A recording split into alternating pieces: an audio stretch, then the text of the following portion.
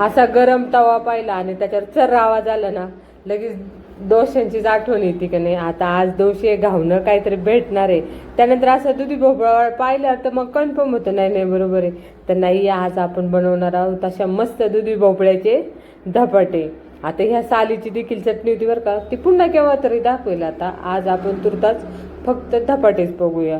त्यासाठी अशी ह्याच्यावरची मस्त साल आहे ती अगदी व्यवस्थित हळूहळू काढून घ्यायची. त्याच्यानंतर तुम्हाला हातात धरता येतील ना असे त्याचे गोल गोल कट करून घ्यायचे.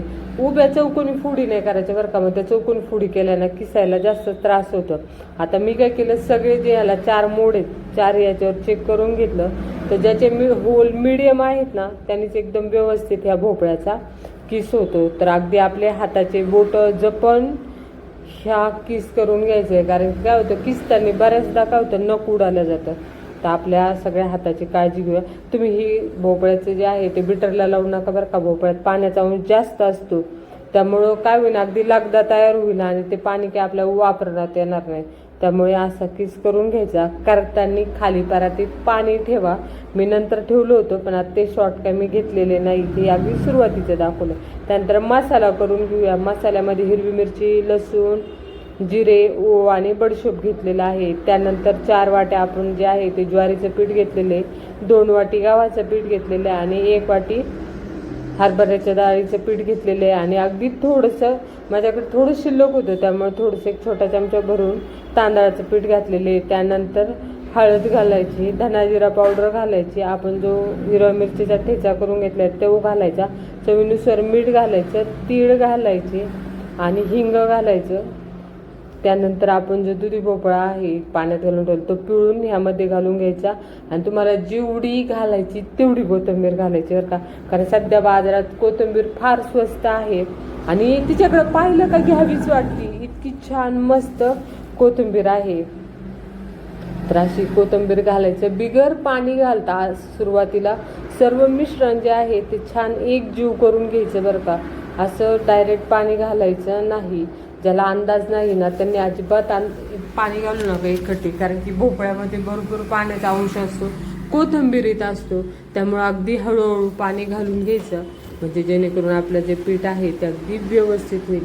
त्यानंतर मस्त तुम्हाला ज्याचा राग आला असेल ना त्याचा राग या पिठावर काढून घ्यायचा. त्याच्यामुळे मग ते पीठ असं चांगलं मळून मळून घ्यायचं, त्याला असे गुद्दे घालून घालून म्हणजे सर्व जे मसाले आहे सर्व पीठ आहे ते एकजीव होते आणि भोपळ्याला देखील छान असं पाणी सुटतं. आता हे भोपळ्यामुळं काय होतं, आपलं पोट साफ ठेवायची जी जबाबदारी आहे ती देखील ह्या भोपळ्याच्या भाजीत आहे बरं का. त्याच्यामुळे तुम्ही असे हे भोपळे खात जा.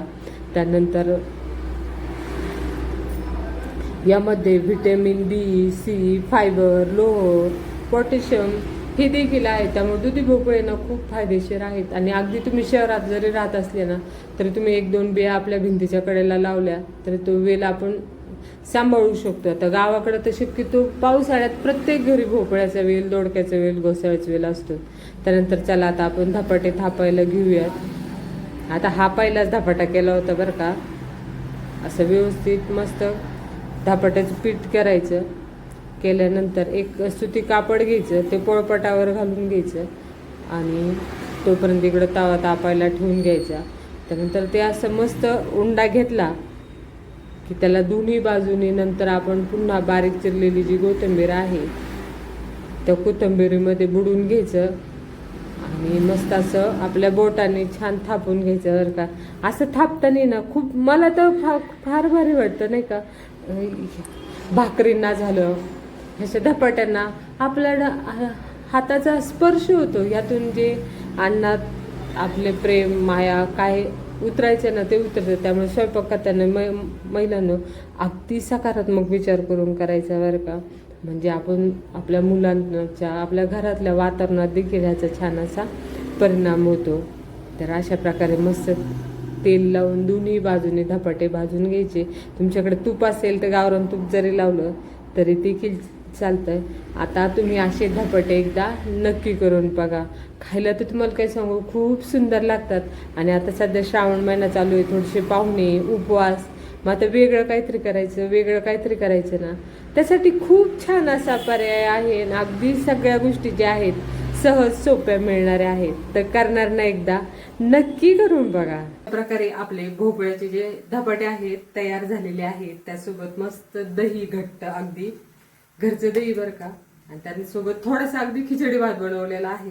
तर असे गरम गरम धपाटे एकदा तुम्ही नक्की करून बघा. खायला तर खूप खमंग लागतात बरं का, आणि करायला काहीच वेळ नाही लागत. फक्त बाजारातून भोपळा आणायचं एवढंच एक कष्ट आहे, बाकी सगळं आपल्या घरात तर असते. तर तुम्ही एकदा नक्की करून बघा. आणि हो, व्हिडिओ लाईक करा, चॅनलला सबस्क्राईब करा. Okay, bye.